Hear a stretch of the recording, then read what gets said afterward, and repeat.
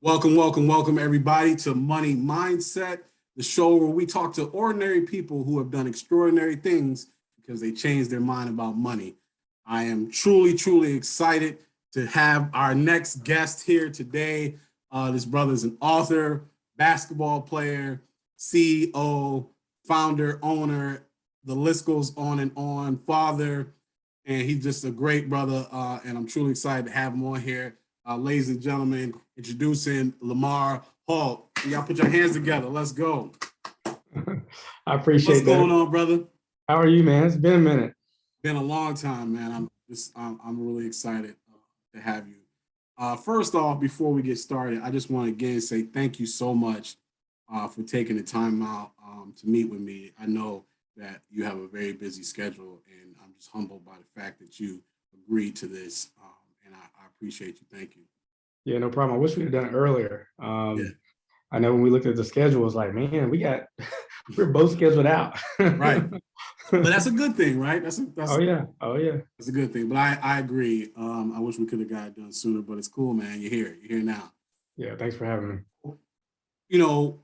Just dive right in. A couple of things, man. The As I said in the introduction, the point of the show is just to really inspire people and let them know, not saying there's no knock to having a job or anything like that, but if you do, it's by choice, right? That you don't have to uh, be in a situation where I'm working at this place because I have no other choice.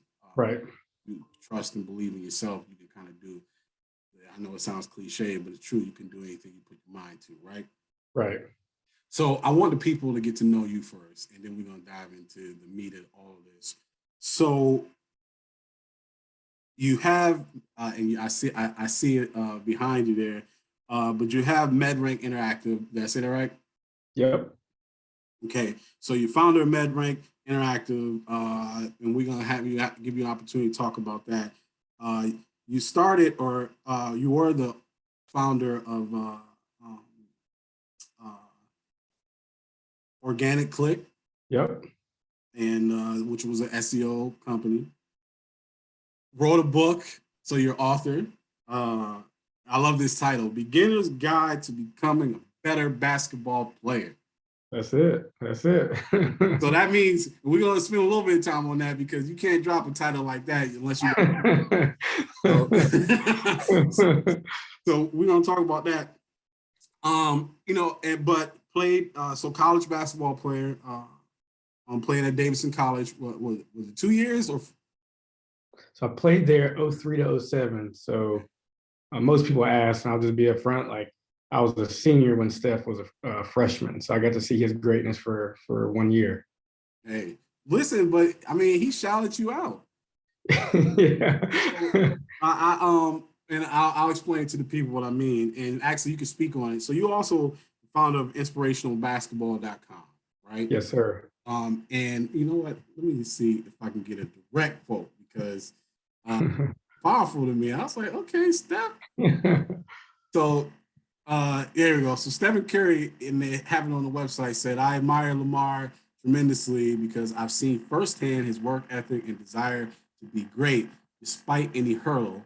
My one-on-one partner from day one at Davidson, he pushed me to better myself, and this story tells why." So basically, we can say that we have you to thank for Stephen Curry's success. Hey, you know what, man? Hey, I tell everybody, I played Steph. I played him a lot. Well, I'll take that back. We played like series of like shooting games and dribbling, like dribbling competitions, stuff like that. But I played him one time, like 1-on-1, and I beat him 10-7. I never played him again because I knew I already knew. I was like, he's got the tools. He can. I mean, his shot. Even as a freshman, this kid was shooting almost behind the 3-point, a couple feet behind the 3-point line. Right. And so when I saw that, I was like, if he improves his ball handling ability, man, he's going to be nasty. And that's what he did. But I played him once, so when he sees me, he's like, "Hey, you want to play?" And I'm like, "Nope." Nah, you walked away on top. Yeah, I'm going out on top on that one. That's what I do. I do that with my kids. We playing games. We real competitive. My son is. He's real competitive with me. We'll be at like, Frankie's or Dave and Buster's or whatever, and he'll want to play something. The moment I win, we're done. All right, so I'm do another one. Nah. Yep. So, how many children do you have? So 4. So 16, 12, 11, and then 8. And how long you been married? Gosh, man, we now been married for 8 years. 8 years. So family man, been married. All right, so everybody, ladies and gentlemen, that's Lamar's story. So that's why he's on the show. Because all of these things he's done, and I feel like he has something to give. But I want to start with young Lamar because you started multiple brands, multiple companies. We talked about one former, one organic click, and we can get to that. And then also what you have now with MedRank. My question is, was starting your own business, your own company, something that you always wanted to do? Is that something that was always in you? Or did you kind of get this idea later on in life? Tell me a little bit about that. Yeah, man. So I'll have to take you back. Yeah, please. So for me, running my own business wasn't something I thought of as, a teenager or even in high school. All I knew was that I was going to be a professional basketball player, whether obviously the first dream is to go to the NBA. And then after that, it's like, okay, what's next? And then overseas, that's kind of the other opportunity. And so for me, I grew up in a neighborhood where the environment was you're either an athlete or, you're going to be academically smart, or honestly, you're going to be in jail, you're going to be doing drugs, or you're going to be dead. It's like that neighborhood is like, when I look back in hindsight, I love my experiences there. It made me who I am today, but you had a few options. And I was lucky, I was fortunate to be raised by grandparents. So they were very strict. They were, like Big Mama don't play that. Oh man, if I brought home a C, it was like the end of the world. Yeah. So I knew at an early age I had to perform, and so I fell in love with basketball because this community I lived in, very small community, predominantly a Black community, and they had this one park. It was almost like Rucker. Like on Sundays, you got everybody standing around this park. It was called South D Park. Okay. You got 100, 200 people standing around this park. People are cooking out, playing basketball. You have young adults, like high schoolers, even grown men coming from neighboring cities to play at this park. That sounds like Rutgers. Sounds like Rutgers. So seeing this growing up at I had to be like 10 or 11 at this point. I never got on the court though, because just young, too small. And I'm only 5'8". And so my cousins and my older brother, they would get on the court because they were older. They were more skilled. And so one day it just took upon me. And this is when I knew back then, based on how my grandparents and my mother raised me, they said something inside of me that told me you have to work for everything that you want, and you're going to prove your worth. And so long story short, I wanted to get on the court. I just got tired of going to this park, so I started practicing. And it'll be funny when we get to what I do now, how this all came full circle. Right. But I looked on Google or the internet at the time. I don't think Google was around, but I looked on a search engine. And so I searched how to become a better basketball player. And it's crazy, you talked about a book, which I then wrote years later. But anyways, I searched online and I found this guy. His name was Pete Maravich, Pistol Pete. Yeah, Pistol Pete. If you're a baller and you don't know about Pistol Pete, you missed the whole. That's how Steph Curry was made from Pistol Pete. Yeah. And so Pistol Pete had these series of they're called homework basketball drills. So he has a couple of DVDs where he teaches you how to play basketball by dribbling, shooting, passing, everything that comes with playing the game. But he does it very unorthodox. Like he's doing those drills that you're throwing a tennis ball up, you're throwing a ball up in the air, clapping your hands twice in the front, catching the ball in the back. He's doing things you just never heard of, even at that time. So he was ahead of his time. And so I was watching these videos and I started practicing 2 hours a day, watching these videos. And I saw the growth in my game over like a 3 to 6 month period. And I couldn't believe how good I started to get.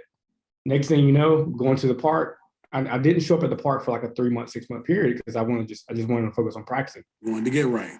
Man, I ended up not getting picked up, but was doing the spider drill on like the side of the court. And the spider drill is where you hit the ball in front twice, hit it in the back, and you just keep rotating front to back. Somebody saw me and was like, "Hey, we got to get this kid in there." Got in, killed it. And I was 12, 13 at this age. And that's when it all clicked for me, where it was like, man, if you work hard consistently and you put the time in, like, it's gonna pay off. And so, yeah, go ahead. No, so it wasn't so much, I want to be an entrepreneur at a young age, but what instead was instilled in you was the work ethic. And that work ethic is translated into you being an entrepreneur later on. Yep, like exactly. So working hard just showed me at like an early age, I can accomplish, to your point earlier, I can accomplish anything in life. So the entrepreneurial mindset came from me just being in the right, moments and opportunities of life where I worked for a company and I saw the growth that I was able to obtain by working hard.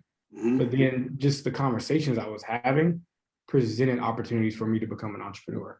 Gotcha. So it was later on working in the not private sector, but working for another company is where it was like, oh, okay. But I want to get back to the environment, because I want to ask you, as an author, father, husband, entrepreneur, many people grow up in these neighborhoods and become a victim of environment, where you said you were grateful for your experiences there. So I have two questions. One, what would you say your environment, what motivated you about your environment that made you grateful, outside of, the push to play ball? And then my other question is about people who get stuck there. But my first question, what was it that motivated you? Was it like, I got to get out of here? Or would you tell me a little bit about your environment and why those experiences were so helpful to create who you are today? Yeah, that's a really good question, Marcus. So I take it back where just how I was raised. I was raised, again, very old school, traditional mindset. And that, you got your ass whooped. Yeah, I got my ass whooped. That's what it boils down to. Like, I could tell you some stories, man, and people would be like, "That's child abuse." Yeah, so, I got some of those same stories. And so the way I was raised instilled in me, just this mindset. But I'll tell you this, back to sports, because this community was so heavily driven on, it's a football town. It's still known to be a football town. Made, North Carolina is called the biggest, smallest football town in the world, something like that. And what I noticed, and this is what's crazy, I noticed this at a young age. I would always go to the football game with my family, friends. That's just what you did on a Friday night. And we've had, like, in Made, North Carolina, there could have been at least, I would say, 20, 30 NFL players that came from that small, 3,000, 4,000 people that could have come from that small town. But what I learned was that because of those factors, either when you graduate, if you don't go to college, you're dead, in jail, doing drugs, or working in a factory. If you didn't get out of Maiden, you were kind of stuck in a system. And so I saw, and I saw these things pretty early because I was close to these athletes who were, I maybe have been in middle school or elementary, but they were in high school and they took me under their wings. And so when I saw their greatness on the basketball court and the football field, I started thinking, why are they, like, what's happening after high school? And what come to find out were those things. Not many of them went to college, doing drugs, selling drugs, in jail, or dead. And so that was a eye opener for me, because I was close to these people, and I'm like, that much talent, and they are stuck here. And so for me, in my mindset, I was like, I'm getting out of Maiden. I don't care what it takes. I'm getting out of Maiden. So, and you bring up a valid point, which leads to my other question, Lamar, is, why is it so hard What do you think? Why is it so hard for someone in a small town, predominantly black, whatever, what have you, whether you want to call it hood or not, ghetto or not, whatever title you want to put on it. Well, why is it so hard for people in an environment similar to yours to have the mindset of I can get out of this? What do you think that is? I mean, part of a lot of it is I love your title is mindset. Part of that is mindset, but then a lot of it is the system that they're in. Mm, Also the community that they're in, right? Like it's a lot of my friends who like my best friend got killed when he was 20.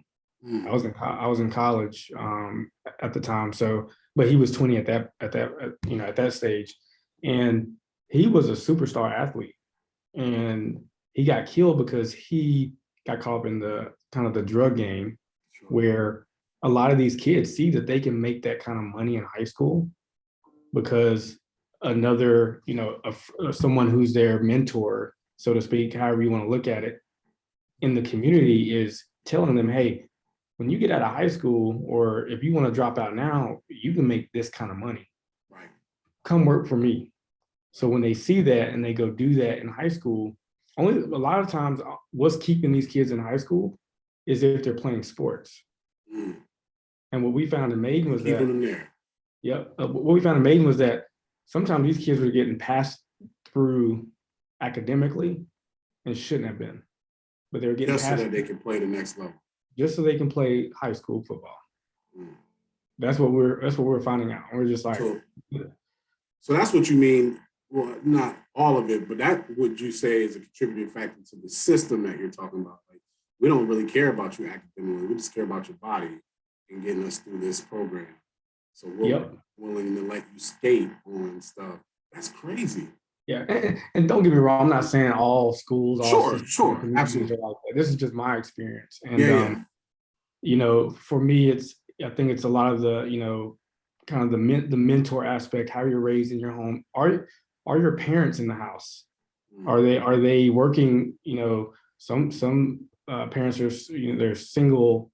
They got one parent in there, and essentially Working a couple jobs. working a couple jobs, making ends meet, and that kid is raising themselves. Yeah. And so it's different in every situation. But what I could say about my experiences would be, really a lot of times it's just getting caught in that system, and if you don't get out of that system, you are the mindset is this is all I know.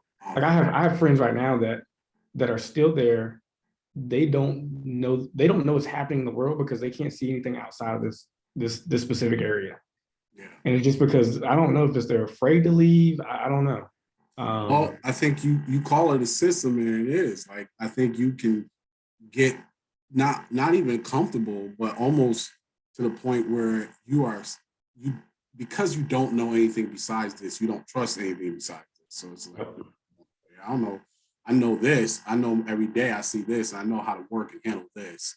Yep. Become a part of the system itself.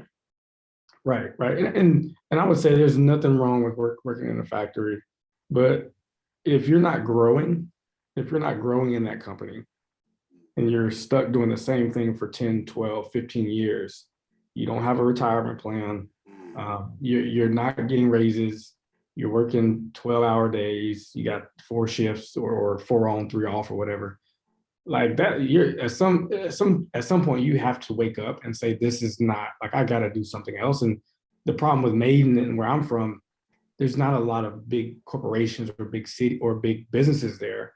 So some of the opportunities that you're missing out on is just because you're there and not somewhere else. So you almost gotta leave just to be able Yeah. to enter different opportunities. Yep. Yep. Yep. I'll tell you this quickly. I end up when I knew, so after I played basketball overseas, I came back home for probably 6 months, and my dad owns a factory, and I forgot what I was doing, but I was working in this factory, and I was just like, I got to like, why am I here? I love my dad. I want to help. I want to help his business, but Sure. why am I doing this? And essentially, my first job was with Sprint in Charlotte, and I was driving from Maiden, North Carolina to Charlotte. just so that I can create that pathway for transitioning to a bigger city to be able to do what I'm doing today. And that, if I would have never done that, I would still be in a factory. So it's just a mindset shift, and then sometimes it requires you to physically change. Yep. I love it. I love it. So I don't want to spend it because we could, but I don't want to spend a lot of time on Davison in your basketball career. I really want to get to where you are now, but I do want to circle back to what you carried over from basketball and how it drives you now. But we'll talk about that here in a minute. So, in Charlotte, I had an opportunity because, and you mentioned it earlier, and I want to circle back to it. I had an opportunity to work with you at the company, and I got to watch you do your thing, and that's how I met you. What was it? Because a lot of people get in a position, and you did your thing. It wasn't like you was a mailboy or nothing. Lamar did his thing. Like Lamar went up into the ranks with this company and fairly quickly. So, what was it about working there that made you say, I can do this on my own? Tell me a little bit about that. Because again, you didn't fall into the trap of, I'm doing good in this piece. Shoot, put my feet up and rock out here.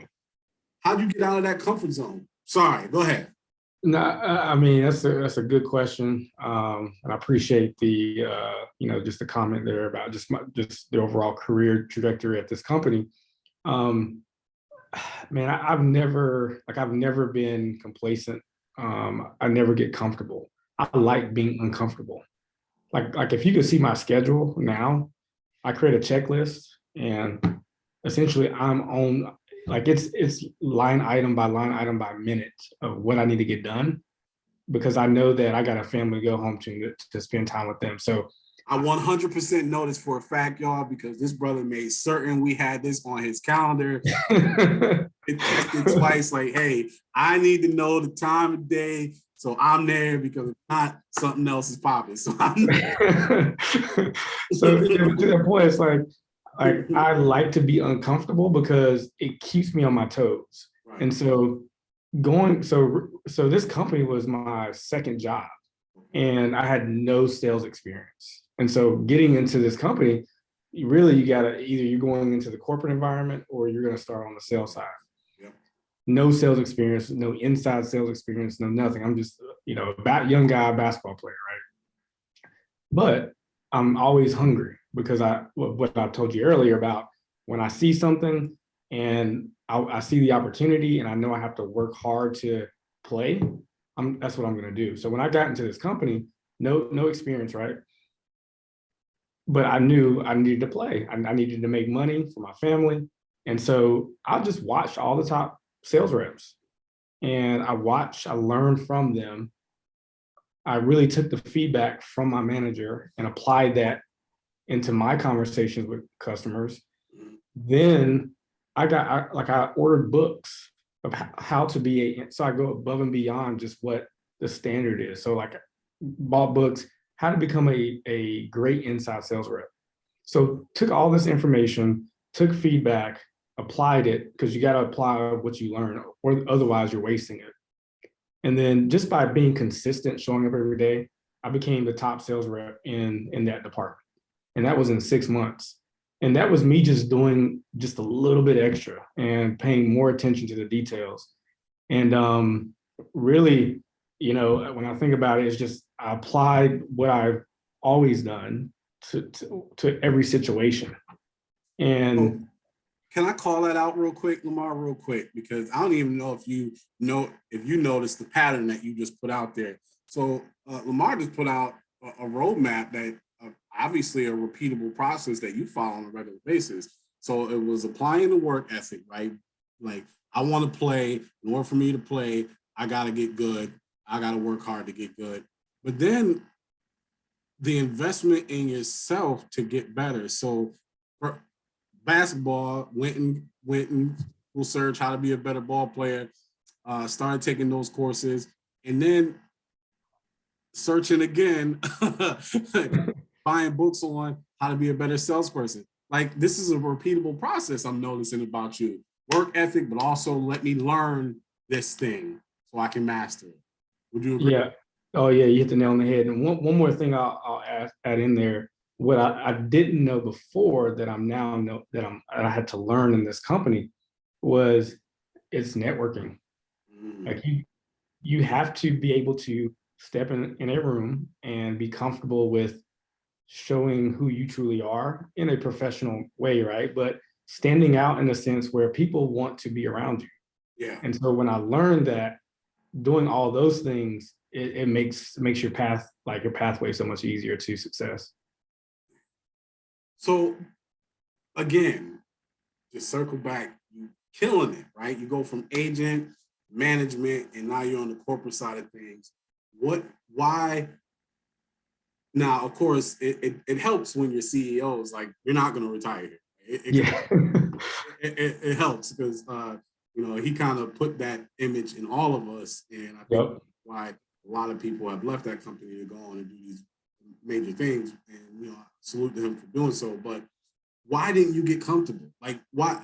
I'm not even saying complacent. We're lazy, and I'm just not going to put the work in because I got it. I'm saying comfortable even with your work ethic within this company. Like, what made you go, nah, okay, I'm ready. I can do this on my own. Yeah. So I didn't. What was crazy is when so I didn't even really answer your question. I'm thinking back to all the stuff I just said, but yeah. So I went from sales to the corporate office, and then ended up starting as a marketing specialist, and became a marketing team lead, and then an SEO manager. So to what we just talked about, applied those same principles to the same role and opportunity in a different department, and still grew to the top, right? But to your question about getting comfortable, for me, like I want everything that's meant for me. It's all right. I mean, Gotta say it. I try to keep it simple, but there's just there's so many opportunities in this world, and we're not guaranteed to be here tomorrow. And I want my kids to know that I was here by building a legacy and building generational wealth to impact. It's not about me. It's about how do I need to do now to succeed for the future, especially my family, right? Yeah. So for me, every situation I step in, I have my why in front of me, and it makes everything I do so easy. So I wake up at 4:30 every morning. And I've been doing that for 7 years since I started this business.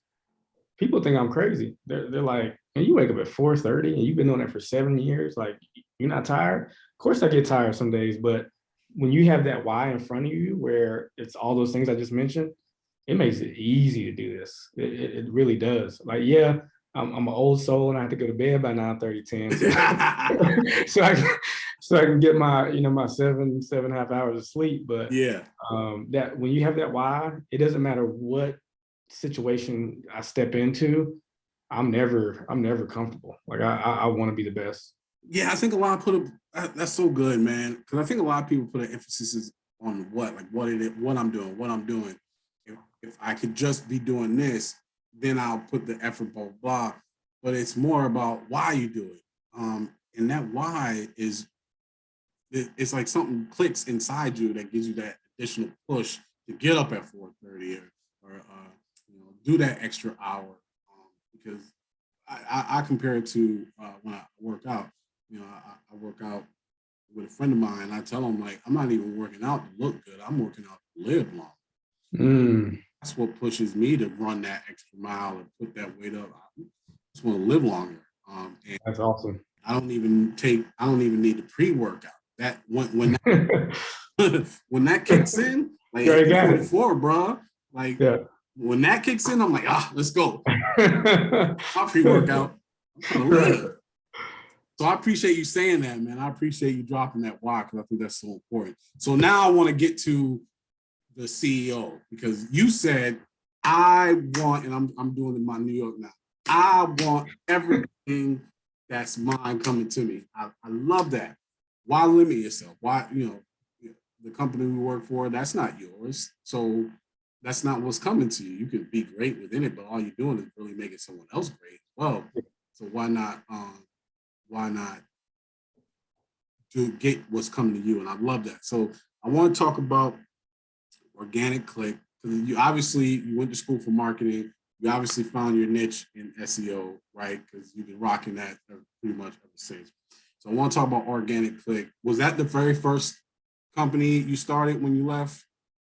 Yes, but I want to answer two things before I even talk about organic click. Please. So I don't know if whoever's listening to this, if whether you're a Kanye West fan or not, go watch his documentary on Netflix.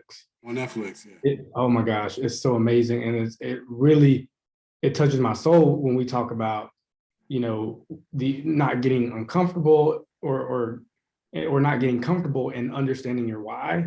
And part of me not getting comfortable is because I was told no so many times. I was told no, that you're not gonna be able to play basketball. This is from my cousins, my brothers, people at the park. You're too short. If you're gonna be an NBA player, you need to be or professional player, whatever you're trying to accomplish at the basketball level, right. You need to be tall, and you're not gonna be tall. So go kick rocks, go play something else. And so that was a chip on my shoulder. So every time I worked out, it was hard. Like I'm pounding the basketball because I'm thinking of what they just said. Fast forward when I worked at this company that you and I met at, I grew up in the ranks, and and part of me, when I first got there, I was like a deer in the headlights. I'm retiring from this company, right? And that's what my mindset said. That's what we all thought. We saw all the lights and the toys. We like, yo, I'm here. Yeah. I'm in the best position, and I'm growing in this company pretty rapidly. But I got to a level where I got capped, and I was told I couldn't do this certain thing that I knew. I knew at this point in my career, I needed to be good at this to be an expert in this in SEO and digital marketing. I was told, no, you're not going to be able to do that.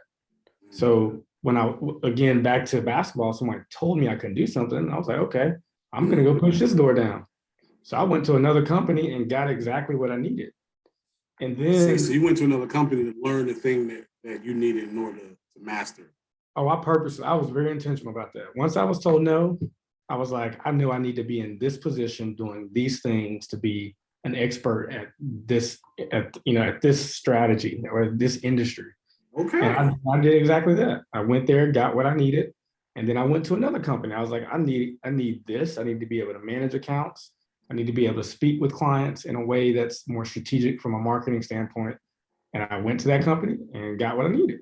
And so like, go ahead. I'm sorry. Oh, so I was just gonna say to that point, it's like I've been told no all my life to where I don't take no for an answer, and so I will push doors down until I get to where I need to get to. And a lot of that is part of the faith aspect of it, where I'm going to trust God in my decisions, but God he doesn't want you to just sit there and pray and not put action in.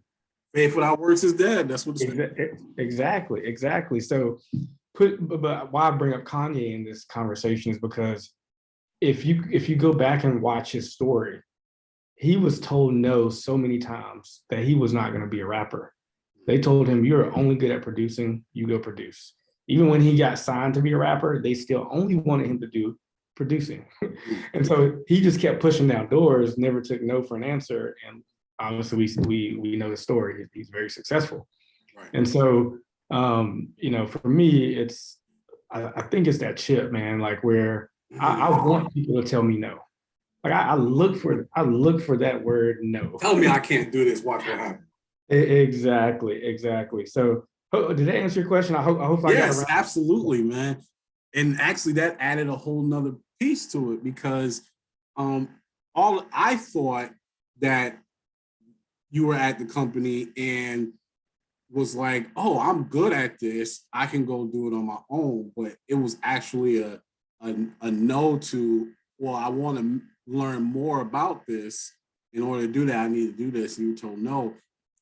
That makes the story even better because now it's like, based off what you're telling me, you don't see no, you don't take no as an answer, you take no as an opportunity. And Yep. what I love is, and this man, I don't even know how dope if you know how dope this really is that you were going from job to job, intentionally going to pick up a specific skill set so that you could do your own thing once it was all done. Am Oh I? yeah. So now I got exactly now I'll give you the breakthrough. So that third company, so I only worked for really 4 companies in my career until I started this business. Right. And so one was so Sprint was like 6 months. I had to get that customer service skill set with angry people. Because when you're running a business and you have a ton of customers, some just are not going to be happy. So you got to understand how to deal with those type of behaviors. Went to this other company, marketing company, was there for 5 years. I got all the kind of the basic, I got the sales experience so I can sell to customers when I run my own business. And then I got the basic marketing experience that I needed to have the technical skill set to understand the conversations around these types of marketing strategies. And then I knew I needed to be an analyst. I needed to analyze the data. And so I went to this other company and got that information.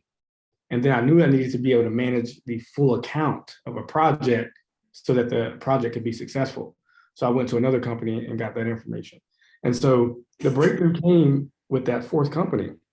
They're a small marketing agency. And I wasn't even looking to leave. And my name started getting out there in the community that Lamar is really good at SEO. And in the midst of it, that you mentioned inspirationalbasketball.com. So this is back to the applied knowledge. I created that website. And mind you, I only got basic marketing knowledge at that first company, that second company that gave me 5 years. And I created a website because I was like, they don't want to give me this other opportunity, but I know I need these skill sets. Right. So I'm going to create this website and learn online how to apply what I'm not getting at this company on this website. And when I did that, I built a website, did SEO, did content marketing, everything I'm doing now in my business, I did on this website and I applied it. And I saw the magic that happened where that site went from getting 0 visitors to over 18,000 a month. And I was making money off of ads, running ads on this site. Like the light bulb just went off. And then when I went to that last company, my name started getting out there in the community and people started referring local businesses to me. So I probably had, I would say 2 to 3 accounts, and I wasn't making but $1,000 a month. It wasn't, anything that I was going to quit over, right? Or start my own business. Right. And my wife worked at the time, which was very beneficial, but I mean, she's making 20, 30K. She wasn't, she was at a medical practice, which is consistent with what, the story of transitioning to this brand called MedRank Interactive. So I was working for this company and I had these side projects. And so I created an LLC and it was just, hey, these projects need to go under this brand for tax purposes, right? And these projects were only on the weekends and at night. I wasn't in the time that I was with this other company, I wasn't working on these projects during my work hours with them. They could track all the time. They could see everything that we're doing. But I got an opportunity to write this article on this major marketing website. And like, if you're in the marketing space, you're going to this website to get information. In that article that I wrote, it said, Lamar Hull, author of Organic Clicks, which was the name of the company then. And we were only doing SEO at that point. And so this company I was working for saw that article and really got defensive. And they were like, take it down. They said you had your owner. Got you. Yes, they're like, take it down or else. And it was one of those where, and I explained to them, I was like, hey guys, you can see what I'm doing every minute. I'm tracking all my time. You can see my screenshots. You can see the results are good. Like, what's the problem? This has nothing to do with your business. It's weekend and nights. It's just a side project, side hustle. And yeah, they said, take it down or else. And me and my wife just really prayed on it and talked through it. And we jumped out on a leap of faith. And I literally put my notice in a week later. And I went to running. No, you were told no again. I was told no. And so Literally, man, like in 6 months, I built this thing up to where I was making my salary with this last company. I just got out there and networked, built the right relationships, continue to hone my skills, marketed myself. And then 3 years, so Organic Clicks was the parent company. So that's where we only did SEO and web design. And we work with every type of business. But then my wife, about 2 years in, and then by the way, she ended up quitting her job 3 years in the business. So that just tells you how powerful, like when you jump out on a leap of faith, you trust God through the process, you work hard. Sometimes there's a lot of sacrifices. You got to wake up at 4:30 or whatever that time frame is. But if you stay consistent, she was able to quit her job 3 years in, right? She trusted me to get the job done, and now she's a stay-at-home mom. And then she happened to be at getting her teeth cleaned at a dental practice. They messed up her paperwork. She has dental experience, so she worked in a few dental practices when she was younger. She called him out on it, and the CEO happened to be in the office on that day, and he was apologetic. And she said, "By the way, your website sucks. I couldn't find anything on your website. The user experience was bad." I mean, my wife is very blunt, so she called him out on it. Hey, FYI. Yeah. And she called him out on it, and she's like, "By the way, my husband owns a marketing company. He could help you." And so again, this is a dental practice that they have 12 locations at this time, at this point. And I got in the door. I got in the conversation. I created a free website analysis for them and crushed it. Like they had no chance. Literally, they said, "Sign us up." There was no way they could say no. No way they could say no. So that was our biggest account at that point. And fast forward 2 years later, working with them, they went from 12 locations to 40. So we had them ranking everywhere on Google. And what came out of that was every dentist, like we just started getting contacted by so many dental practices, because we would put our name at the bottom of each website as a credit, and dentists were contacting us like, "Hey, how can we get these results?" And so next thing you know, I saw this market where there's a dentist, and as you know, there's a dentist on every single corner, especially here in Charlotte. Yes. And I rebranded, named the company MedRank Interactive, and then just focused on the medical space because I realized if I create a repeatable process and work with the same type of clients, I don't have to reinvent the wheel when it comes to marketing strategies.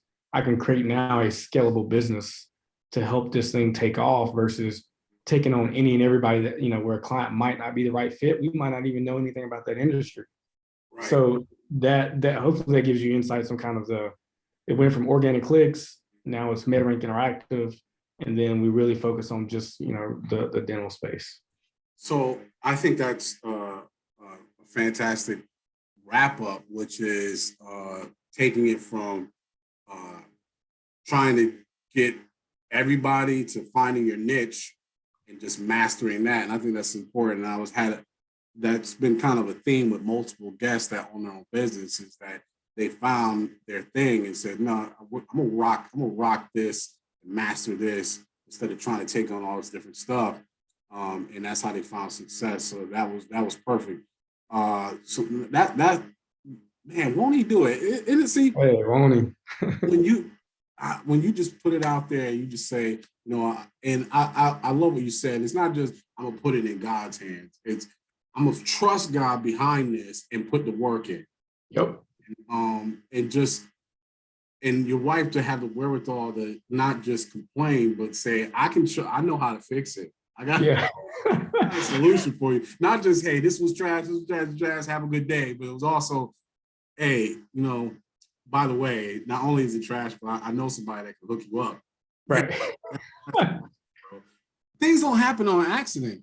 Mm-mm. That's putting work into it. And that's part of what I love about the show and having these different guests is everyone says the same thing. It wasn't like someone just pulled them out of the blue and all of a sudden this opportunity was given. It was being in the right place, saying the right things, putting things into action and moving. And it's funny because the right place isn't even on accident, because you have to say and do certain things, as your wife did, to make certain things happen. Then there's a whole follow through and all that stuff. So, Oh yeah. so I know what the answer is, but would you say that and then I'm gonna wrap this up. Would you say what transferable skills did you learn? Because I know you want to talk about it in your playing basketball at the park to Davidson that transferred into the business owner that you are today. Yeah, that's a really good question. I would just say, being coachable. Some people can't take constructive criticism. They're too prideful. So like I learned at an early age where I wanted to be good. And then I had coaches mold me when they saw me getting good. And I was able to take that feedback and even get better. So same thing applied when I was working for these companies, taking that feedback, getting better. When I'm running this business, I take feedback from the employees to get better. I take feedback from the client to get better. Also just putting in the work. I mean, anyone can put in the work. I put in the work.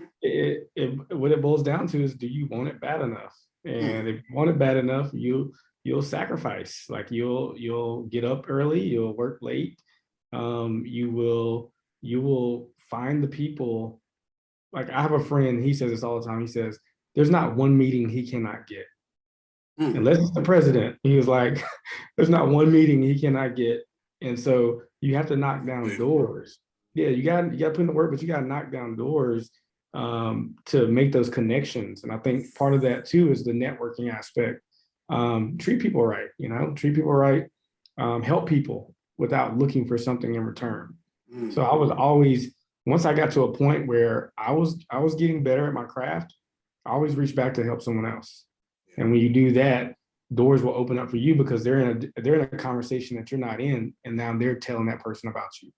So I would say that, and then always just keeping that why in front is important, because any business owner, anything that you do where and another part of this is consistency, being able to do it consistent is building blocks to everything. So like if you do it consistently enough, if you build a house and you add a brick layer, like you're building a house and you add a brick on each layer, that you're going to build that brick house. There's eventually going to be a whole house. So for me, it's the consistency and longevity to get to the level that you want to get to.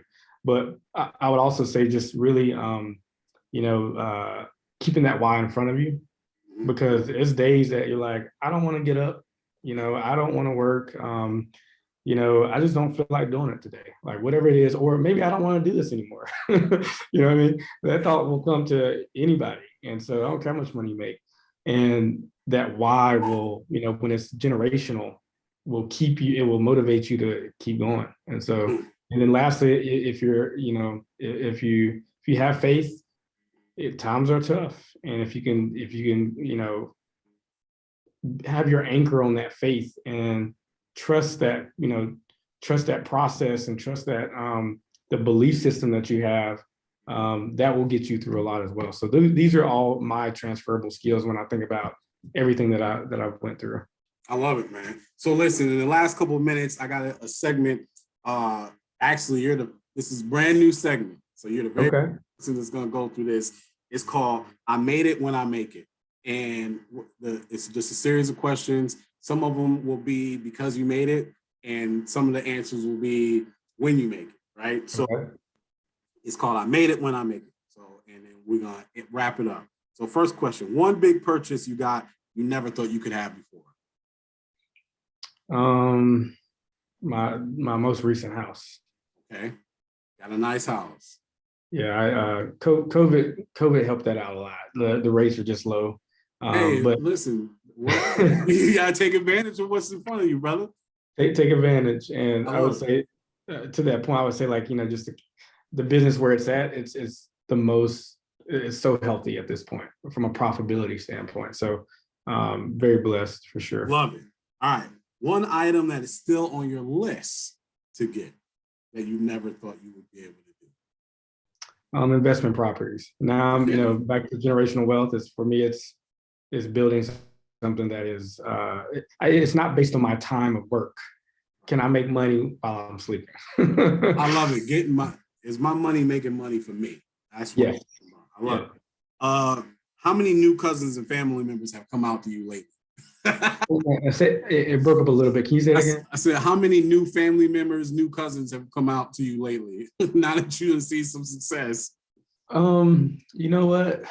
I'm a very private person. I feel like, and I'll get hit up every here and there. Like, can I borrow money or can I do this? And what I tell people is I don't like loaning money.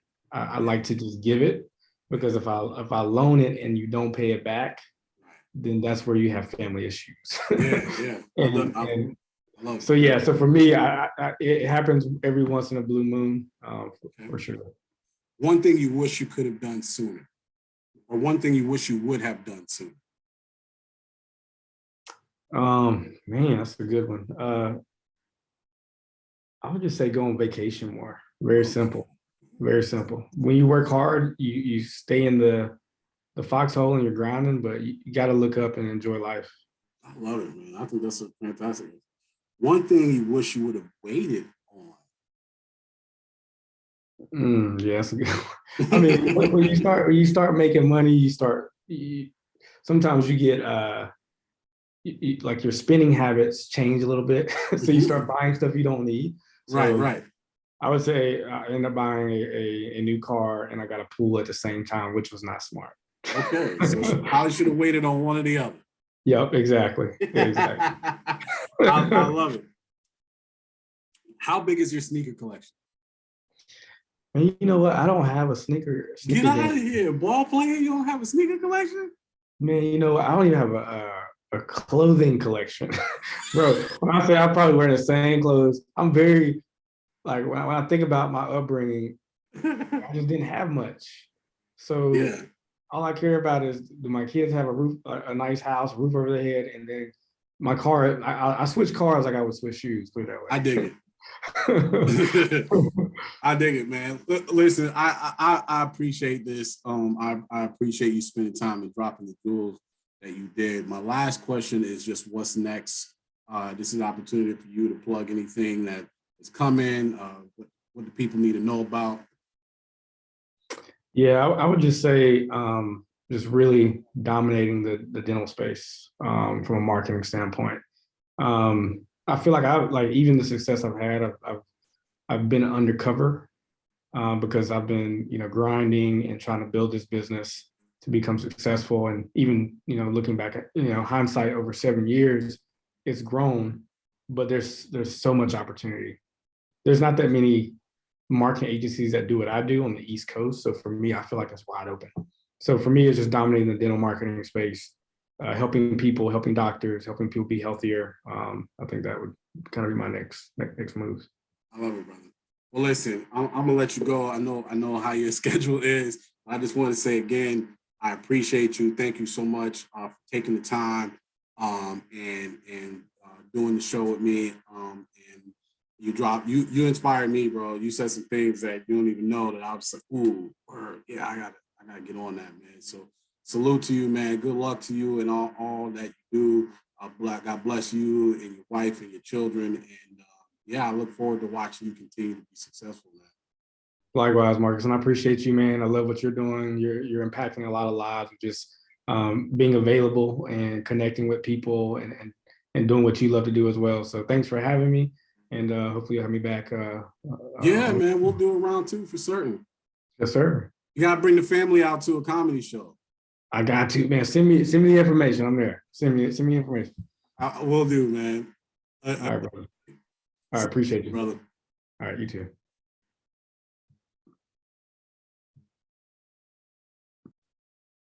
So, everybody, I hope that you were as encouraged as I was by this session with Lamar. Fantastic brother. And as always, if you have any want additional information, looking to get into some of the things that you've heard or seen, just want some more additional insight, leave a comment. I'll definitely try to get questions and things like that answered for you. If you feel led, like the video and subscribe to the channel and share it with others. just think that there's a lot of great inspirational stories here that I think people can learn from and glean some insight. So I appreciate you all. Love you all. Have a great day. Money Mindset.